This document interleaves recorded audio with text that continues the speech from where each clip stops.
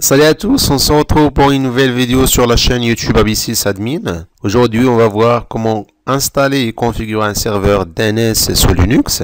Et comme d'habitude, on commence par une introduction dans laquelle on va essayer de voir quelques notions de base sur le DNS et son principe de fonctionnement. C'est quoi le DNS? C'est un service réseau qui permet la résolution de noms et une adresse IP. Ça veut dire il permet d'associer les noms utilisés couramment par les êtres humains par une adresse IP. Pourquoi? Parce que les ordinateurs dans un réseau TCP/IP utilisent des adresses IP pour communiquer entre eux. Par contre, les êtres humains utilisent les noms parce qu'ils sont plus pratiques et plus faciles à retenir. Ici, on a un exemple, un utilisateur qui va se connecter à un site web www.exemple.com.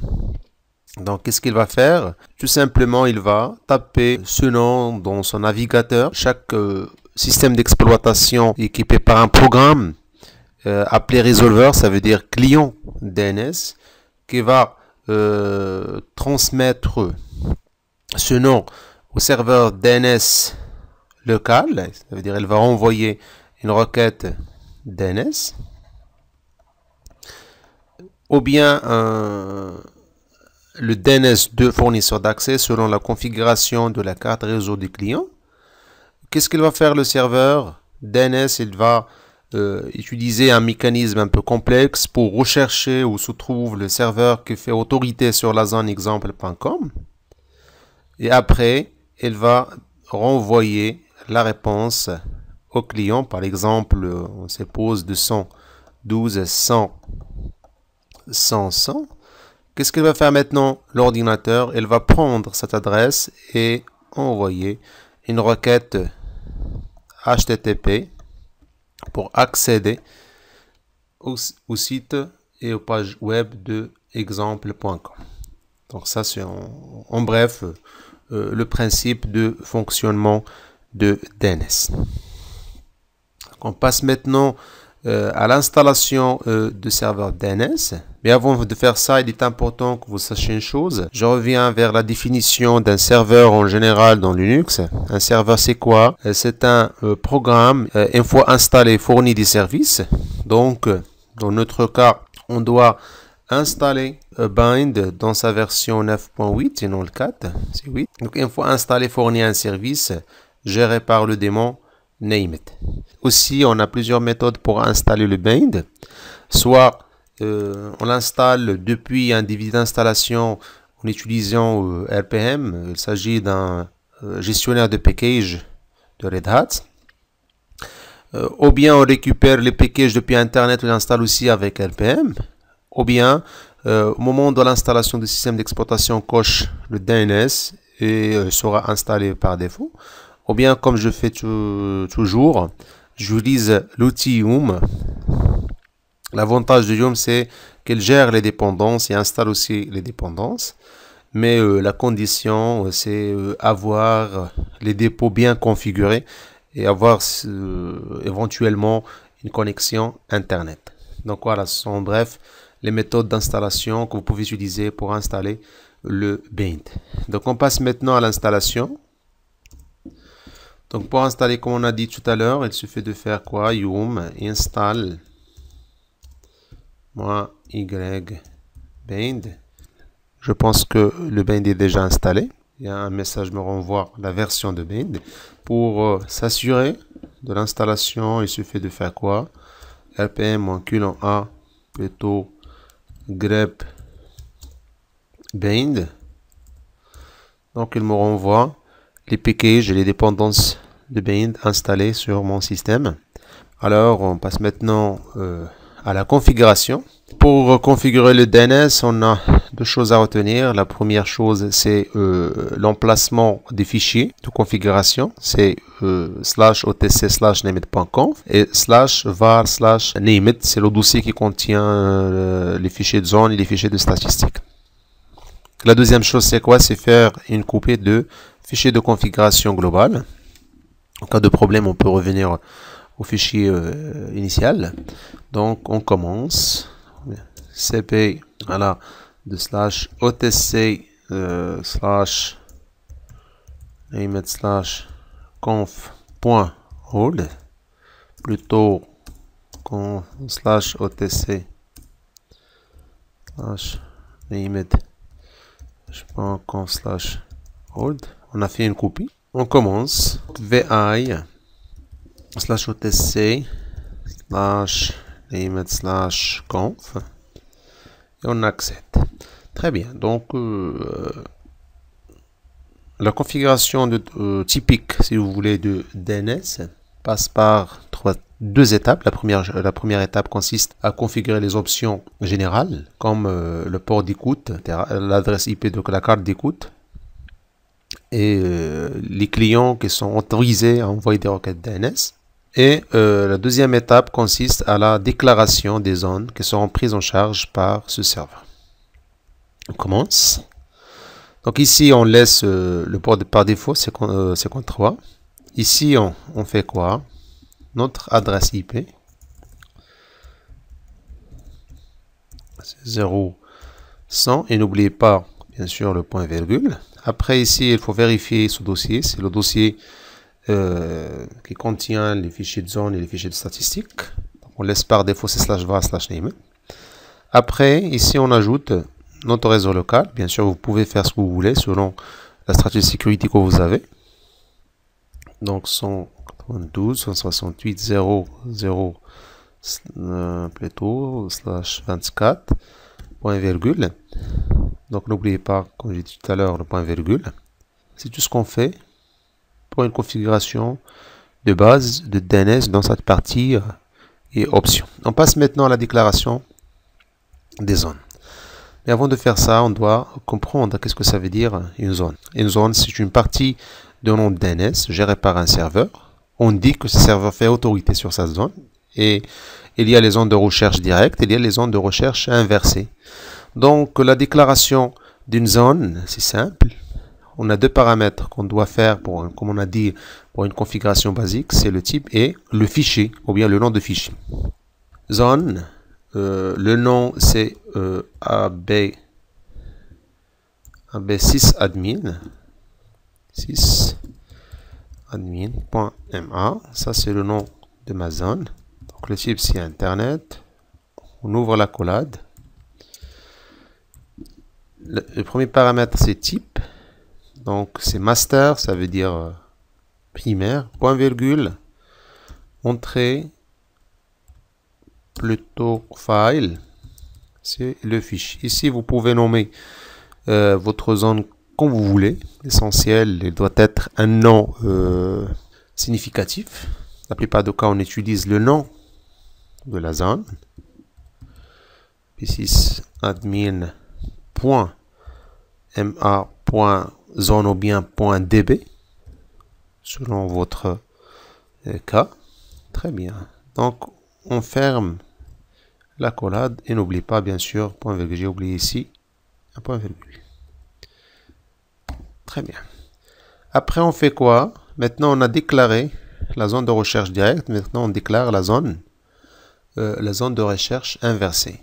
La zone de recherche inversée c'est simple. Comment on fait? Tout simplement on prend la partie réseau de notre adresse IP de la carte réseau et on l'inverse. Donc c'est 0, 0, plutôt 0, 168, 192, point, et on ajoute le suffixe in, tiré à ddr, point arpa. Voilà. Et on ferme. Donc c'est in. On ouvre le collade, c'est la même chose. Le type c'est master, point virgule, et le file, c'est la même chose.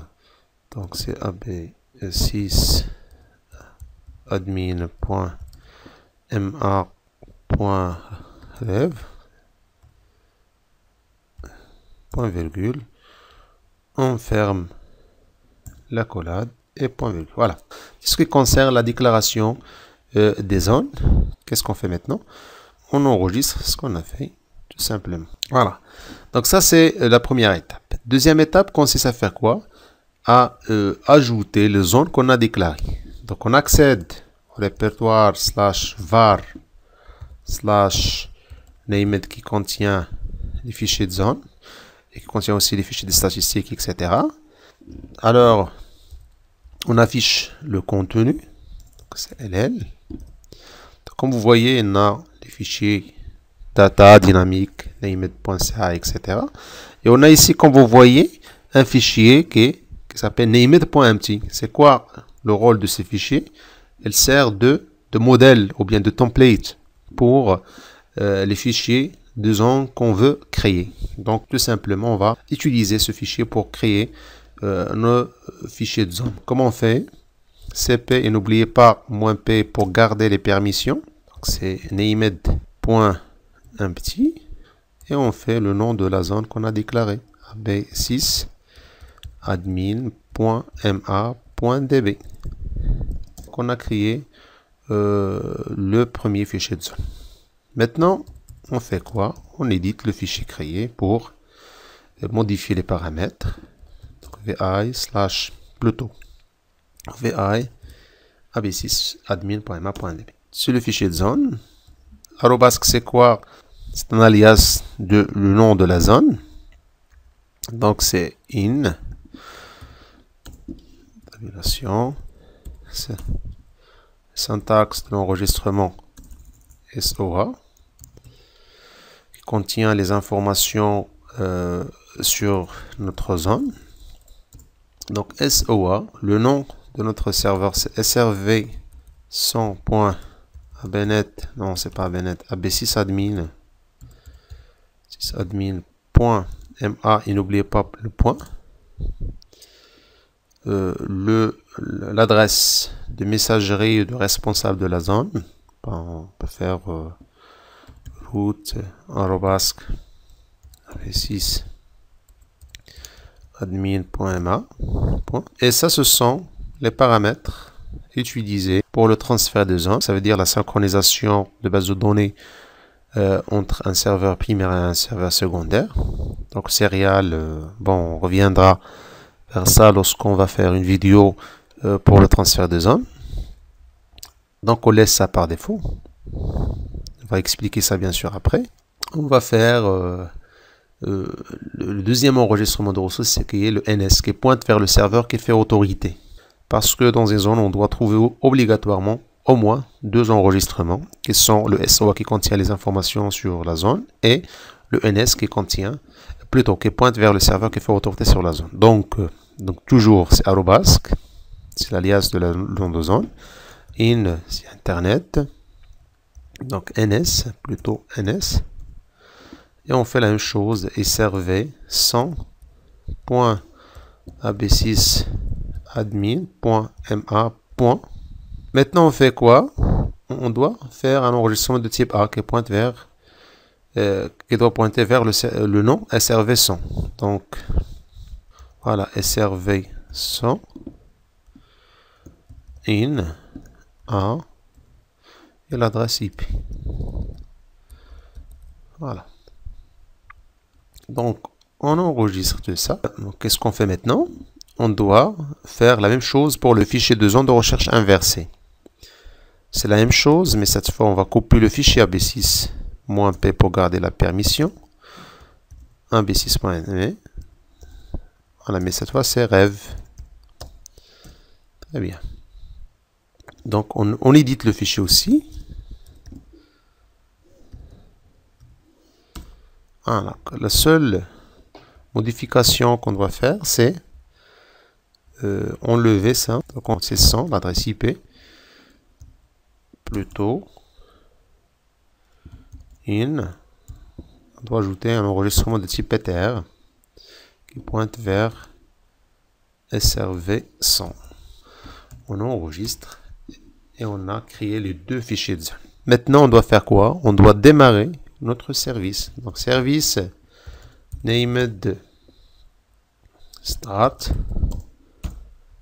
Voilà, comme vous voyez, ça démarre. On a ici OK. Pour vérifier notre configuration, on a plusieurs outils. Il suffit de faire dig ab6admin.ma. Donc, comme vous voyez, on a plusieurs informations sur notre zone. Vous pouvez aussi vérifier votre configuration à l'aide de l'outil NSLookup. C'est un outil très puissant qui permet d'interroger notre zone. Donc, on va vérifier les informations SOA qu'on a fait. Donc, SOA 6, plutôt notre zone AB6 admin. Donc, comme vous voyez, on nous renvoie les adresses IP de nos serveurs. On nous renvoie les adresses IP de serveurs et aussi les informations SOA qu'on a fait. Voilà, donc c'est tout ce qui concerne une configuration de base de DNS. Les prochaines vidéos seront consacrées à la configuration avancée de DNS, que ce soit la configuration de LNDC, l'outil LNDC, aussi la configuration de la mise à jour automatique avec le serveur DHCP, et aussi la configuration de transfert de zone. C'est tout ce qui concerne cette partie. Je vous remercie d'avoir suivi cette vidéo, et pour plus d'informations, vous pouvez visiter notre site que vous trouverez à la description. Et n'oubliez pas de vous abonner à ma chaîne et de partager cette vidéo. Merci, à la prochaine.